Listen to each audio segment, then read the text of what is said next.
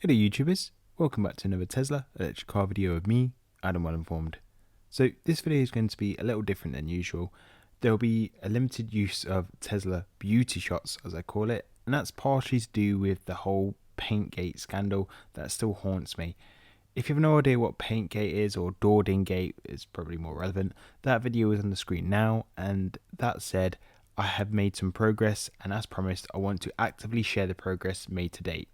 I finally made the decision and I've got a respray fully booked in, and I will let you know the details a little later in the video. In the meantime, whilst that Doording is present, it's really hit my motivation, and by that I mean I've held back from washing the car because I find that mark an eyesore.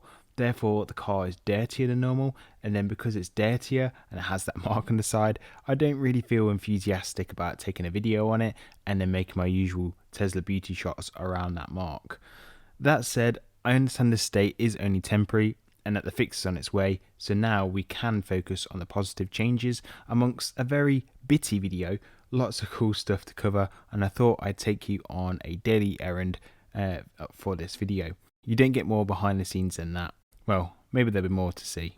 So the first thing I want to discuss and give you a heads up on is I'm thinking of making some adjustments to the old wheelmobile. After 17 months of ownership, I haven't rushed into buying and adding additional accessories. Every now and again I do try and enhance my own experience with my Tesla Model 3, and naturally it gives you, the viewer, a valuable insight into your potential accessories. Even though my intentions are not quite as drastic as after my first two incidents, I really wanted to make some changes back then, and that resulted in the black wheel covers I have today. I'm getting the same drive to make aesthetic changes again once the Doording has been fixed. It's like a reward, or something to replace the bad memory at least. That and Mrs. Well-Informed keeps bugging me to do this. She wants me to add her personal number plate onto the car, and primarily we want to ditch the traditional number plate holder setup and go for one of them sticky number plates.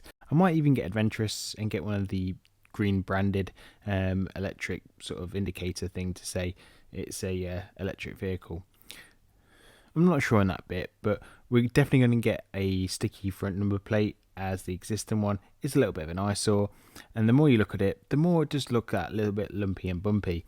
The rear is just as bumpy, however it's not as ugly as the front, so the sticky plate here is not so crucial. I did look around to see if there are any new available private plates, as the one my wife has is unique to her and not so much myself. I didn't really come across any relevant plates of good value, so just going to press ahead with the one stick plate for the front, and then we're going to get a normal number plate for the rear. If you have any recommendations for installation, I'm literally all ears in the comment section below.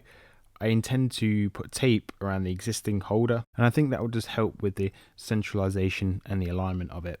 And I still have my actual bubble remover from the screen protector that I installed a few weeks ago, as I think that will actually come in handy if I do get any bubbles naturally when I'm sticking it down. Other than the change to the front plate and the inclusion of the private reg, what accessories do you think I should go for next? I don't mind doing a little DIY job, but I'm not into swapping like my steering wheel for a yoke wheel or anything that's quite so drastic. That's literally just too hands-on for me, and that's no pun intended. When I was talking about steering wheel, yeah, you get the gist. But anything aesthetic or practical, again, I'm all ears. Alternatively, if you've seen something that you want me to be a guinea pig for and to try it, let me know and I'll take a look at it. If I find it interesting too, I might invest in it, and then you have a general idea as well, just to see if it's any good for you. Before we talk about my most recent issues with potential brands wanting to collab, I'd really appreciate if you could just hit the like button, subscribe if you haven't already, and just a small gesture like that just really helps me out if you like Tesla content like this. So looking at my trip stats for this errand to the shop, you can see after 3-mile drive down the road to my local Tesco's, I achieved a efficiency of 158 watt hours per mile, which is about 6 miles per kilowatt hour of energy, and that rate of efficiency is probably not going to be sustainable over a large distance, unless you're actively trying to hypermill. But just bouncing around the city in normal dry conditions and not being too heavy footed, it's incredibly efficient for city driving. I've also taken the initiative to park far away from everyone else, so I don't get no Doordings. Well, I'm just doing my part to try limit it from happening again, and believe it or not, I'm not actually bitter about this, I do swear. We can also see the price of petrol from this shot, and that's being around £1.62 per litre on this day. And if you reverse engineer this as I walk to the shops, the UK average petrol consumption in the UK is 52.6 miles per gallon according to this website. If I put that into a calculator, that's around 11.5 miles per litre of fuel, and if you round that up to a generous 12 miles, divide that by the £1.62 figure by 12, we get around 13.5 pence per mile. Now, I pay 5 pence per kilowatt hour of off-peak electricity at home, and primarily I use that for charging my Tesla Model 3. So 5 pence divided by 6 miles is around 0.8 pence per mile. Therefore, it would cost me a whopping, and I repeat, a whopping 3 pence to get here in comparison to the petrol alternative. That would cost 40 pence. And I thought I'd just bring this whole electric efficiency analysis to life just for any new viewers seeking that practicality. On the subject of collabs with other brands, I've recently had a few emails and Instagram DMs, primarily off the back of my most recent accessories video above.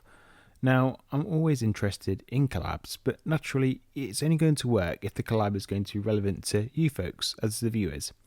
I just want to point out that I will not be interested if these brands are selling this steering wheel counterweight, and personally I think it's morally wrong that these are even being sold. I do not want to be associated with any brands that are selling these weights, no matter what is on offer. There's literally a potential cost of human life if FSD or autopilot is active and is not being monitored properly in line with the attention that it desires. Personally, I think a device of this nature really just abuses that position. I'm not calling out any of these brands or naming any retailers that are currently selling this, as I'm well aware that there are actually many that are selling this device for some reason. If you are a brand and you are interested in collaborating, my door is always open if it's going to be practical or useful to my audience. But I do not and will not be interested if you have these devices for sale, and I do not wish to put my audience or their local community in harm's way. Alright, let's get back into it from being so serious. The purpose of my trip was to acquire bread, but I got distracted by this new Coke Intergalactic, and spoiler alert, I wouldn't recommend it. I personally thought it tasted like a biscuit soaked in Coke, literally a soaky Coke biscuit. Not that I've tried that before, but definitely a combo that's not worth trying unless that is your cup of tea. I finally found the bread together with some other essential/non-essential items.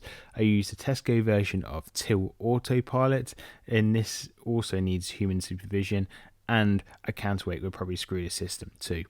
After making my way back to the car, I'm grateful that no one else has hit me, or at least for another day, and I'm well aware this is starting to sound a bit salty, and I swear I'm literally just in full prevent mode. I now get the chance to consume a lovely Nutella-filled Krispy Kreme, or cream, I don't know how to pronounce it exactly, don't hate on me. I did actually record myself eating it, but I was actually concerned that whole footage would cause a drop in viewership right here. So let's bounce to the final efficiency figures before relaying the Doording update. So my trip back home, when we're talking about efficiency, we got a figure of 250 watt hours per mile.